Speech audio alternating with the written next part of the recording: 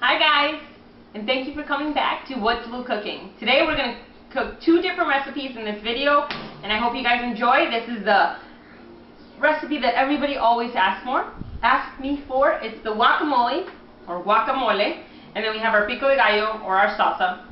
So these are super easy, super fast to make, and practically I've done it even easier since I already have everything prepped. Cut everything to your liking. We like chunky salsa and chunky guacamole, so here we go. Alright, so what we need for the Pico de Gallo is you need some tomatoes, you need some cilantro, some onions, some jalapenos, and some lemons or limes. In Mexico we call them limones, so I get confused with limes, but lime, salt, and pepper, and that's what you're going to need for the salsa. Now for the guacamole, or for the Pico de Gallo, for the guacamole you're going to need some avocados, some tomatoes, some chiles en vinagre, which I will tell you more about, some lime juice, and some cilantro. And that's going to be it.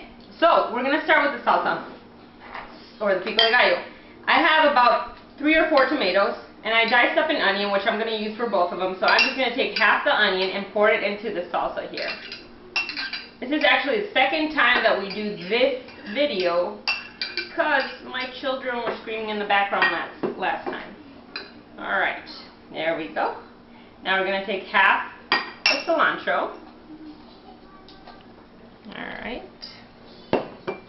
And we're going to take our jalapenos.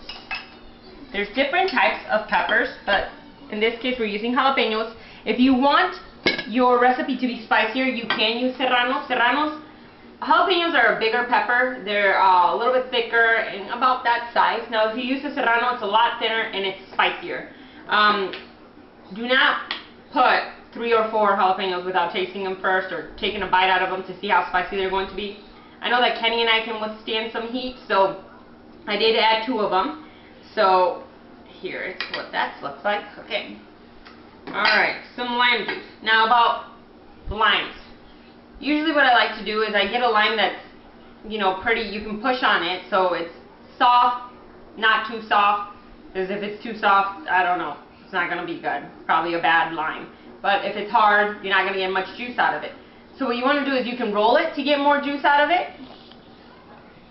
Or also what you can do is pop this in the microwave for a few seconds and it will loosen up the juices. So I've already pretty much done mine here, sliced them. I think I'm going to do about 1.5 limes. And it would have been easier if I would have had my lime juice squeezer. Alright. There, that one's a juicy one. So I'm going to do 2. Since I have quite a bit of tomatoes here. Alright. There's that. Clean those hands. Alright. We're going to add some salt. And some pepper. Alright. Let's see.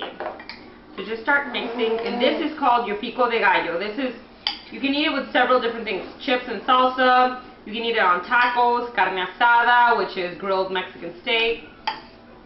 You can eat it with a variety of things. So this is our Pico de Gallo, and this is the way we make it at our house, or chips and salsa. If you want to, you can also smash it even more, or not smash it, but cut it even smaller, and it could be just a very, very thin salsa. Alright, so that is what our salsa looks like. Or looks like. Alright, so now for our guacamole. What I'm going to do is the remainder of my onion, I am going to squeeze a couple limes, or 1 lime in there. What it does is it cuts the taste of the onion so that it's not so raw. And so that's why we pop that in there. Alright. And then we're going to move on to our aguacates, or avocados. Alright, here's an avocado. Here's a couple tricks about avocados. The best way to know how your avocado is ready, or when it's ready, is it's soft. You can't really push on it too much, but it's soft, okay?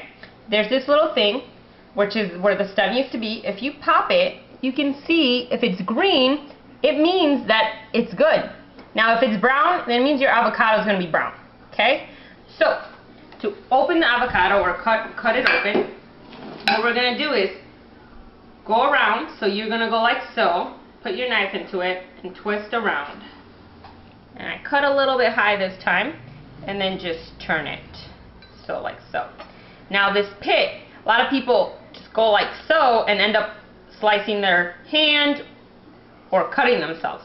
So what I like to do is you can squeeze it out, or I just like to pop it in and then pull this little guy out. Boom, there he goes. So to slice it, or to the diced, if you can tell my avocados are diced here. They're not like perfectly diced, but they help you in the process of making your avocado less chunky. So you just go like so, and make sure you press very lightly because you don't want to cut through and end up cutting yourself. So you just like that. That's also how you can make slices. So, and the other way. And then you just pull it out with your spoon. And there it is. Nice and beautiful. We're going to do that again. Alright. And, again, here we go. Like I said, I cut it a little bit too high, so I ended up cutting that. Okay, we're going to move that out of the way.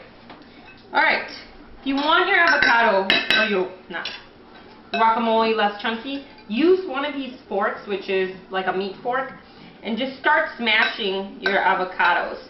And so what's going to happen, it's going to change the consistency of it, and it's going to make it a lot smoother, as you can tell. So that's what we're going to do.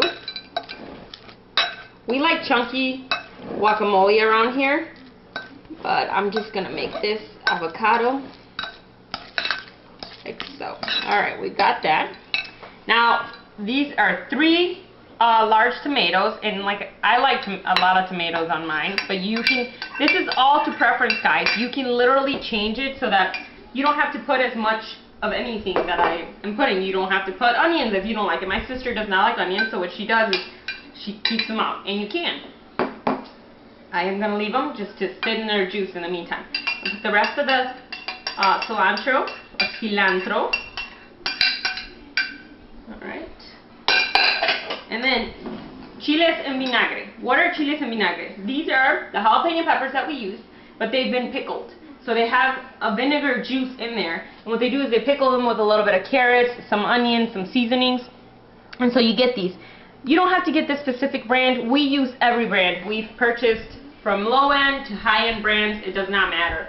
Jalapenos are going to taste the same. Okay? So what I like to do, to keep my avocados or my guacamole from turning into a brown color, I pour a little bit of this vinegar juice, which is also going to help give it a smoother texture. Pour it in there, and then you can always add more. And so what I did is I took these peppers, like so, took the stem off of them. Some of them already come pre-sliced, so you don't have to do any of that. So I cut that out, threw it in the garbage, obviously, and then cut them up like so. So now they're really small. Again, it's heat to preference. So if you want it spicy, add a lot of these. If you don't want it spicy, just kind of start with one and see how that goes. If you need a little bit more, you can add more, but you can never take the heat away. So, there we go. Now I'm going to add the onions, like so. I need that spoon. Alright, let's see. So I'm just going to mix.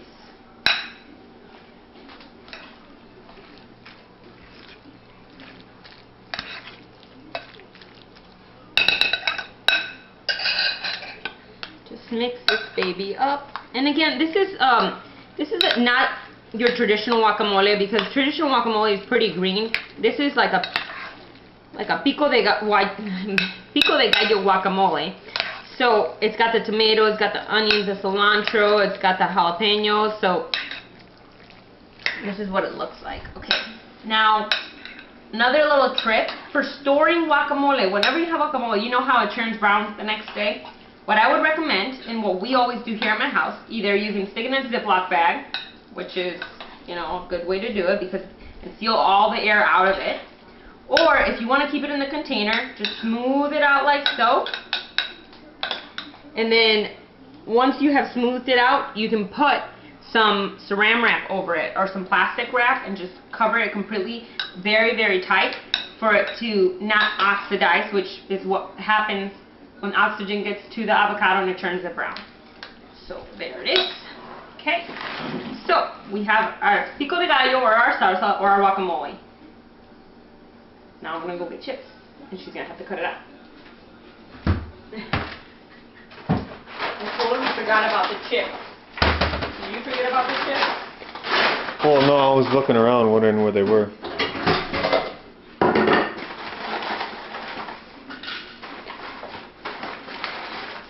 Something else too, babe. I don't know if you probably explained like to put the plastic firmly up against the guacamole. You know, well, you said put it over. You said put it over it tight, so they don't know if it means over the bowl tight. All right. So those are the two. So now what we're going to do is we're going to do a little taste test. So I have my chips here, and I'm going to taste it, see if it needs anything.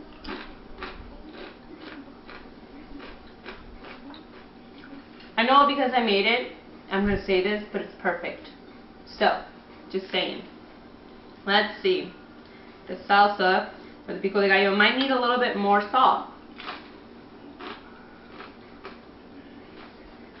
Again, it's perfect. Alright. So, these two recipes, sorry guys, super easy. Again, if you're going to store the salsa, don't worry, it's not going to change any color, but this, make sure you seal that saran wrap tight to the guacamole, so that it's nice and tight and you don't get oxidation. I hope you guys enjoyed these recipes. We want to continue to do this, and we hope we get your support and your love, which we have been getting, and we're completely overwhelmed, and we thank you for stopping by again, because obviously we're doing something right. So, thank you guys, and have a nice day.